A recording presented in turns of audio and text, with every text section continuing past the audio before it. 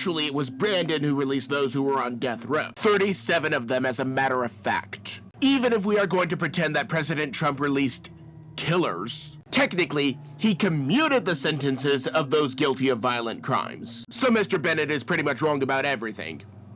Again. Well, since no healthcare in regards to the reproductive system of women was taken away, we can ignore this entire cartoon. I have not seen Republicans put a single obstetrician or gynecologist out of work. In fact, they probably have more business since all of those girls are not being aborted. Oh, you mean that you did not know that girls were primarily aborted? It is the real war on women. If it makes the same hand gesture as Clinton, cackling Kamala, Obama, and Brandon, that seems like a poor comparison. I guess the Democrats have not given up on the idea of comparing everyone to Nazis. Here we go again with liberals saying that the mostly peaceful protest of January 6th was worse than 9/11. Even so, it is Brandon who released people who were on death row, not President Trump.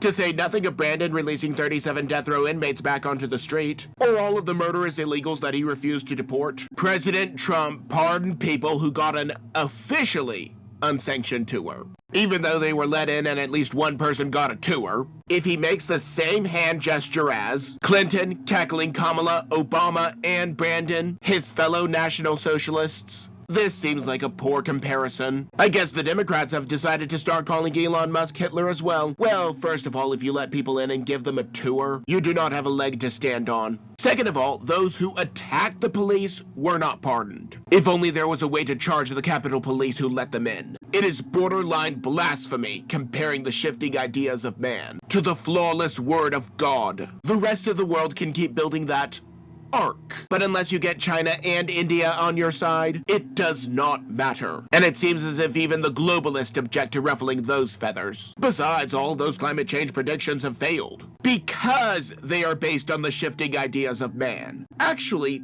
a lot of the car industry is scaling back electric vehicles because people are not buying them. That is the power of the invisible hand. Either way, this is the worst salesman ever. The electric car would have gotten him a bigger commission. Since there were no insurrectionists, we can ignore the rest of this cartoon. Either way, they use their spines to stand up to the Democratic Party. And it is why the GOP won. So you mean to tell me that those in that house have committed violent crimes? Mr. Rawl would not be a liberal cartoonist unless he followed Godwin's law, even if it is completely unrelated. Proof that Mr. Anderson sees these people as nothing more than cheap labor. Also, I severely doubt that the human traffickers or the drug dealers are picking produce. I honestly do not think that either of those people should be trusted. If you trust such people, open your home.